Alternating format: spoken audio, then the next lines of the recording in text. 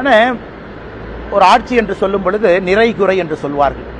நிறையும் குறையும் 50-50% இருந்தால் ஓகே அப்படி. ஆனால் ஜனநாயகம் எல்லா மக்களுடைய எதிர்பார்ப்புகளையும் பூர்த்தி செய்ய முடியாது. குறைகள் அதிகமாகவும் நிறைகள் மிக மிக குறைவாகவும் இருக்கக்கூடிய ஆட்சியாகத்தான் நான் பார்க்குறேன். ஆனால் ட்ரூ டெஸ்ட் என்பது வருகின்ற சட்டப்பேரவை தேர்தலில் மக்கள் தான் எஜமான்கள். அந்த எஜமான்கள் இவிஎம் மிஷினில் அவங்க போய் முடிவு செய்வாங்க. அதனால் எஜமான்கள் போடக்கூடிய மார்க்குக்காக காத்திருப்போம். நிறைய குறைகளும் கொஞ்சம் நிறைகளும் இருக்கக்கூடிய ஆட்சியாகத்தான் இந்த 4.5 ஆண்டு கால திராவிட முன்னேற்ற கழகத்தினுடைய ஆட்சி நான் பார்க்குறேன். ஆனால் மார்க்கு போட தகுதியானவங்க நம்முடைய எஜமான்கள் மக்கள். என்னை போன மனிதர்கள்லாம் மார்க் போட்டால் அது சரியா இருக்காதுங்க.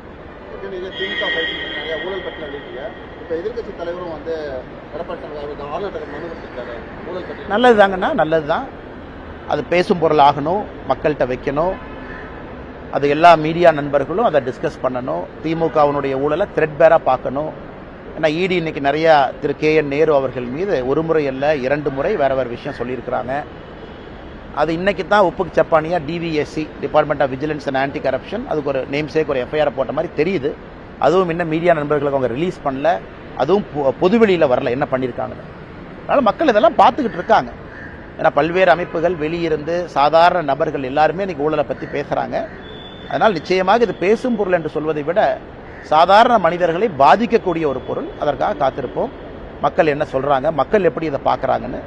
என்னை பொறுத்தவரை ஊழல் என்பது சாதாரண மனிதனுடைய நார்மல் வாழ்க்கையை தொட ஆரம்பிச்சிருச்சு. அதனால் நிச்சயமாக அது இவிஎம் மிஷனில் அவங்களுடைய கருத்தை அவங்க தெரிவிப்பாங்க. தேசிய ஜனநாயக கூட்டணியில் டிடிவி தினகரன் OPS இருவரையும் கொண்டு வரணும்னு நீங்கள் ரொம்ப முயற்சி பண்ணியிருக்கீங்க. 2-3 நிலையங்களுக்கு முன்பாக டிடிவி தினகரன் அமித்ஷாவை சந்தித்ததா தகவல் இருக்கு. தேசிய ஜனநாயக கூட்டணியில் இணையத்துக்கு சம்மதிச்சிட்டாருன்னு ஒரு தகவல். ஆனால் எனக்கு தெரியாது. நான் டிடிவி என்ன சந்திச்சேனான்னு நீங்கள் கேட்டிங்கன்னா நான் பதில் சொல்லுவேன். அவர் யாரை சந்திச்சார் எனக்கு தெரியாதுங்கன்னா. என்னுடைய கருத்தில் ஆரம்பத்திலிருந்து எந்த மாற்றமும் இல்லை. நான் ஒரே கருத்தில் தான் இருக்கேன். நன்றிங்கண்ணா.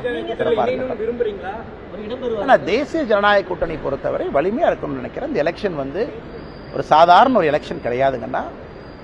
ஒரு மிக வித்தியாசமான ஒரு தேர்தல்.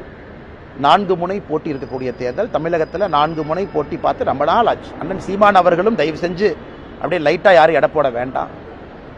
கொள்கைக்காக ஒரு மனிதன், அந்த கொள்கை எனக்கு பிடிக்குமோ பிடிக்காதோ அது 2வதுங்கன்னா, கொள்கைக்காக ஒரு மனிதன் தனிந்து துணிச்சலாக நின்றுக்கிட்டே இருக்காரு. கேண்டிடேட்டை போட்டுக்கிட்டே இருக்காரு. தேர்தலுக்கு தேர்தல் நிற்கிறாரு.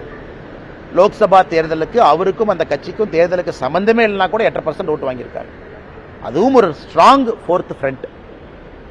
விஜய் அவர்கள் ஸ்ட்ராங்காக அவங்களுக்கு களத்தில் வந்திருக்கிறாங்க.